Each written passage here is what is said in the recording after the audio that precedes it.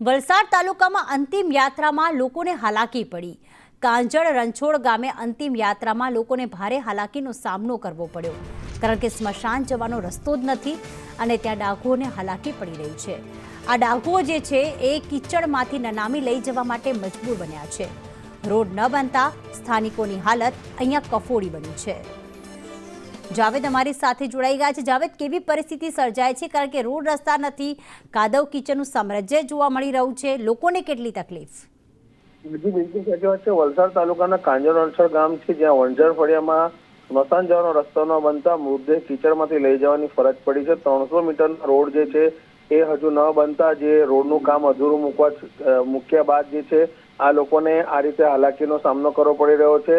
83 વર્ષના જોગીભાઈ પટેલના અંતિમ સંસ્કાર કરતી વખતે ડાઘુઓને કીચડમાં સ્લીપ થવાની ભીતિ વચ્ચે તેઓએ મૃતદેહ કબે ઉઠાવ્યો હતો। વિકાસ ન પહોંચ્યાના દ્રશ્યો જે છે સોશિયલ મીડિયામાં વાયરલ થયા હતા અને હાલ જે છે આ દ્રશ્ય બાદ જે છે આ જગ્યા ઉપર રસ્તો ન બન્યો હોવાની ગામ લોકો વાત કરી રહ્યા છે। બિલકુલ, આભાર તમામ વિગતો માટે।